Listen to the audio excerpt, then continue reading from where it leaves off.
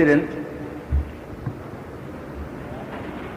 Chairman Reception Committee, Dr. Modi, and I think I can claim to have the privilege of calling Comrade Shanath Mehta,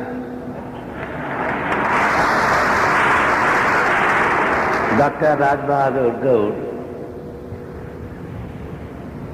and comrades. It is indeed a privilege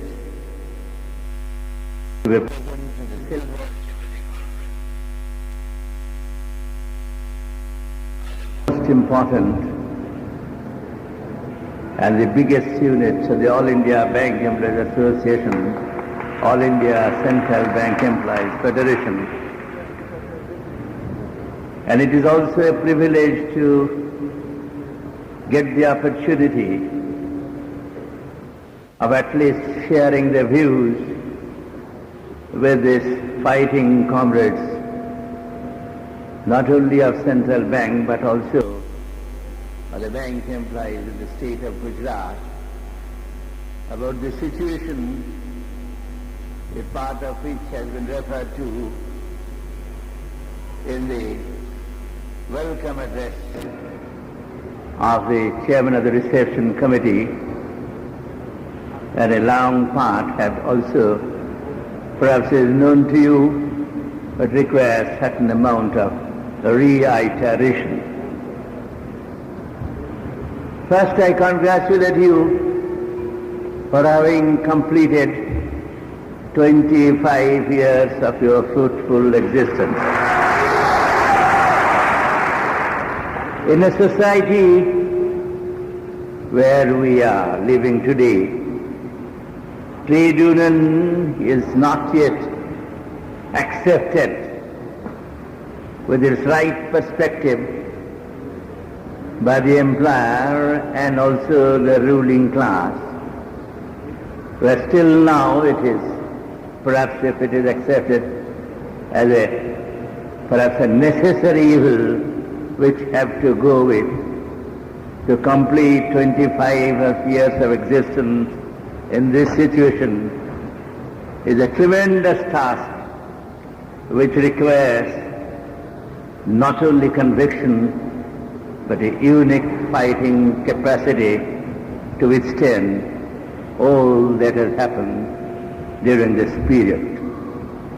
So the central bank is not only the biggest bank, the central bank had, on the other side, had the privilege of captaining the captains of the banking and against the workers for all these years, and you have fought against them unitedly and come up to this position for which you definitely deserve congratulations. We are meeting in the year 1981 at the fag end. We are passing through an economic crisis. An economic crisis of an unprecedented nature. A nature which perhaps I do not know whether the government is trying to avoid by overlooking it, but it is overtaking the whole nation. The consumer price index, in spite of all its defects in compilation, is today 454. We do not know where it will end. The prices of the daily necessities of life are every day increasing. It is no pleasure for any government to state that about 45% of the population live below the poverty line. It is no pride for any citizen of the country when the government says that the purchasing power of the rupee has gone down to 22 paisa. I do not know whether the statesman has got any meaning to those who make this statement. For the common man, the life has become suffocating. So the question is, what is to be done? Answer is that you have got to unite. The working people have got to unite. All the democratic forces have to unite. In a vast country like ours, which can be turned into one of the richest countries of the world, that has been exploited by a handful of persons, that whole transformation is to take place. The slogan is, unite and fight. Unite irrespective of caste and creed. Unite irrespective of a political ideology. But unite to fight the exploiter. Unite to fight the exploiting class. What will be the form of the last stage of the revolution, that can be decided afterwards. It need not be decided now. There need not be disunity on this matter. But the exploitation which is overtaking the country, every one of us who are wage earner, drawing whatever salary, or the small businessmen, or the professionals, every one of us is suffering. And suffering, shall we suffer without any grudge, or we have got to revolt? And revolt against one. It is not a question of the capture of power. It is revolt against the exploiting class. The exploiters, a handful of them, who are today holding the country to ransom. And that is the slogan, and that is the duty of the trade union in the year 1981. Chairman of the reception committee has referred to the international situation. Pakistan is being armed to the teeth. For what reason? To create tension, to carry the Cold War to the subcontinent, to make the government spend much more money on the defense instead of development. What is the reason? To create tension or force this country to submit to the whims of the imperialist America? What is the reason for it? If that is to be fought, that again can be fought unitedly, not by the government, unitedly by the people, working people who are suffering. They are the persons who can defend the country. They are the persons who shall defend the country. They are the persons who shall fight imperialism as they fought against the British imperialism and drove them out. This situation is creating a dangerous position today. Now in the trade union, we feel as if our only role is to get an increase in the wages. Management wants that also, and the government wants that also. They don't think of anything else than your own wage, your own service condition. But can our wage or service condition be consolidated if there is a danger to the country's integrity? If there is a war which has been carried to the doors of India, can we be able to consolidate our gains which have earned out years of hard struggle? It cannot be. It will be washed away in one day.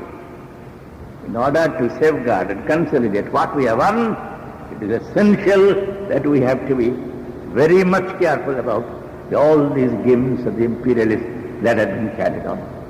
It is necessary, therefore, to look beyond our wages and look to the interest of the nation, look to the interest of the people. Second thing is this. Every day the inflation is overtaking the wages. In the system where we live, I'm quite sure Comrade Sanath Mehta will not differ. But in spite of being a minister, that wage can never in this country be equal to the price. Prices will overtake the wage every time. Because the system is such where, if I may be telling too loud, speak. prices run like milk coursing. And the wages, they also run like a schoolboy champion. Gap every day increases. And then that you gain, you fought in 1977, 78, 79, you forced H.M. Patel to concede and Morarji Desai to concede 30 crores of rupees. After that, what has happened? Everything washed away. How long will continue? A young man with the age of 20, 22 joining the bank and retiring at the age of 60, his whole life will be only on the running after the wages, prices. That will be his line. Every time there will be struggle, there will be wage increase and the price will increase further. Again there will be struggle for the wage increase and the price will go further. This is the some bone of the trade union movement. Or are we to fight against a basic policy which creates such paradoxical situation in this country where the prices go always beyond the cream of the cash hold of the people and wages are always following the prices? So unless we realize this aspect, we cannot do. We have got a rule, particularly in the bank. We work in the bank.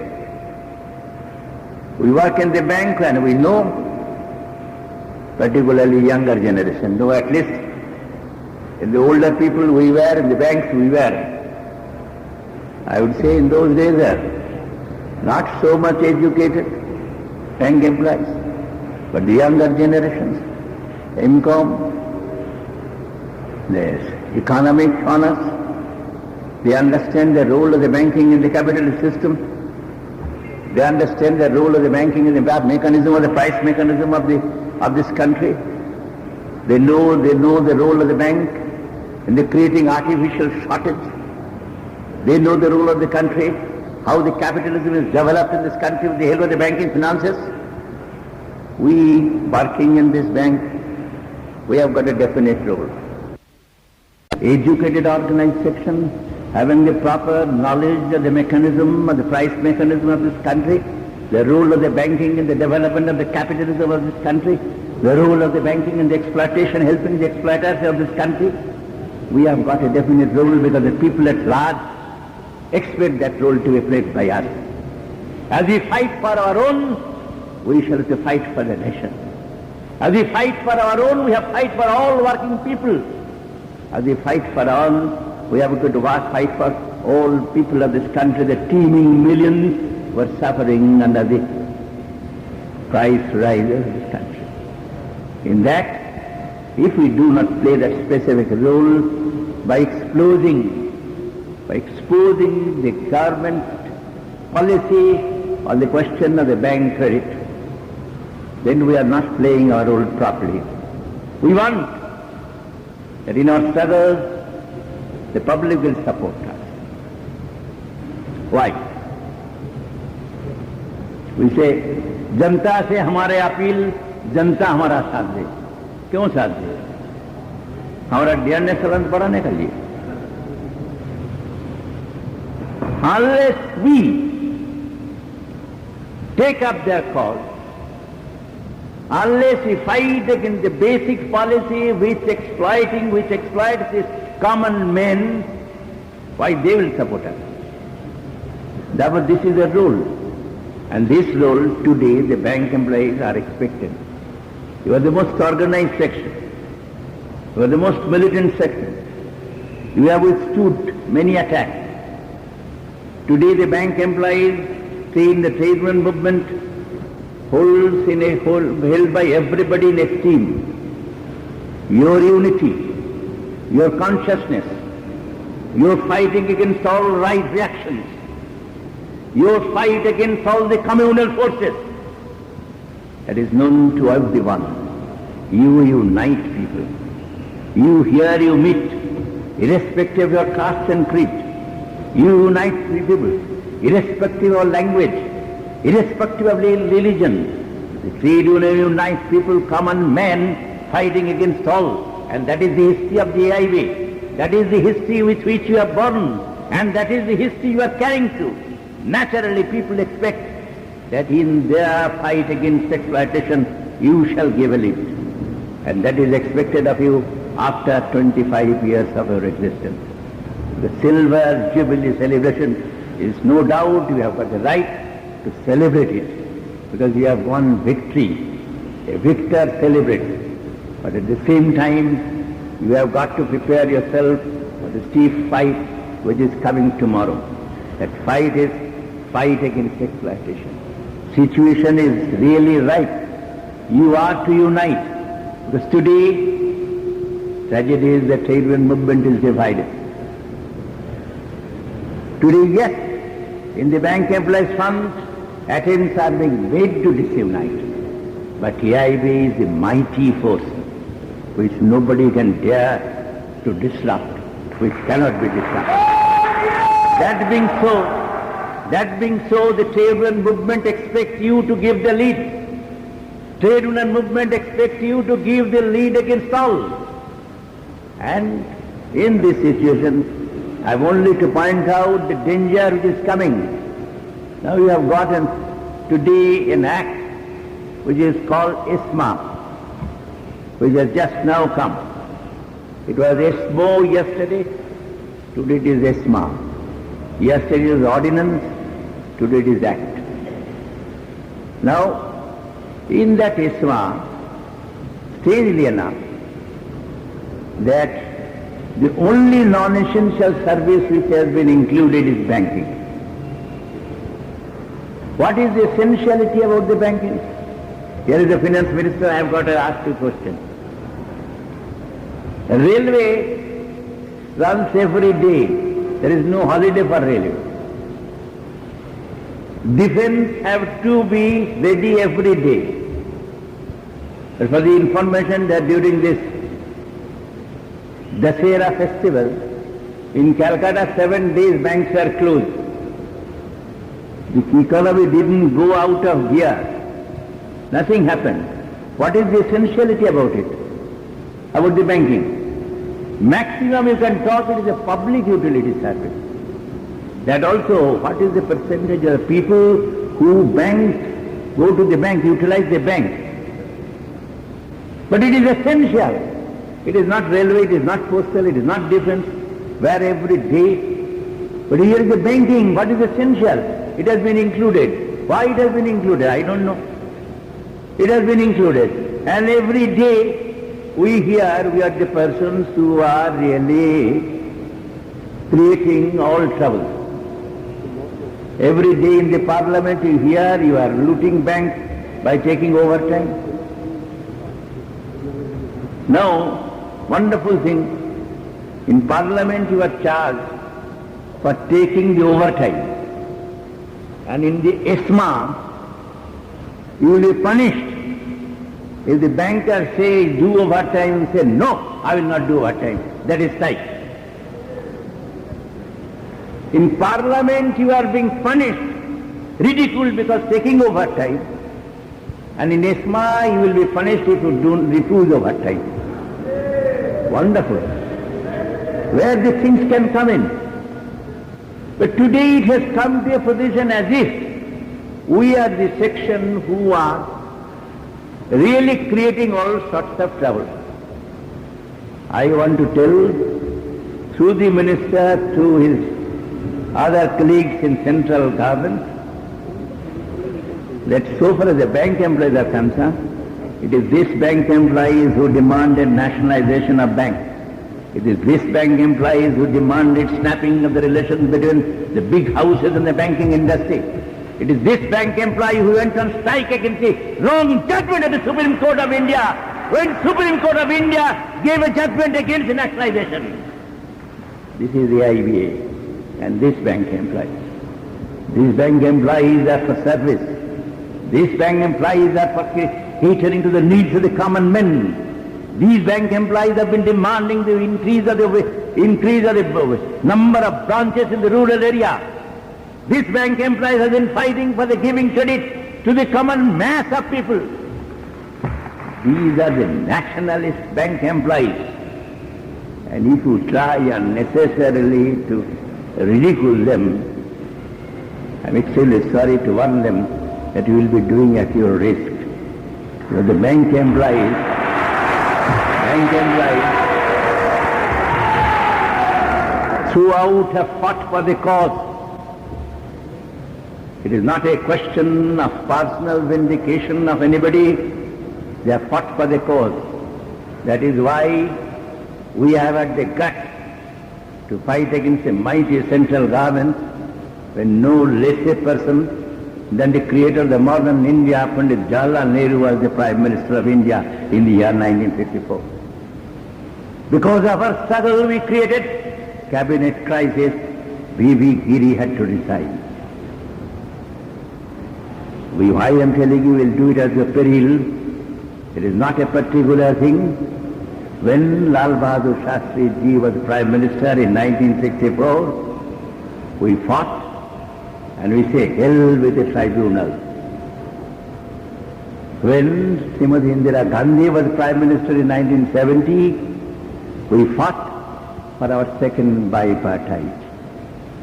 And when our great friend Morarji Desai was the Prime Minister in 1977-78, when he wanted to teach lesson, when even ex-Prime Minister Charan Singh wanted to dismiss all the bank employees of the country, we fought against that and we forced the government to agree 30 crores of rupees extra for the nationalized banking sector. That is why I am telling, we fight for a cause. That is why we can say, if you do not take the warning, you will be doing at your own risk. That is what I want to say. Comrades, we have got many tasks. We have got many tasks to fulfill, as we have said that the trade union movement fights the class struggle. Trade union movement is a class organization. We are not fighting today there need not be anybody challenging this, that we are not fighting for the seizure of the power.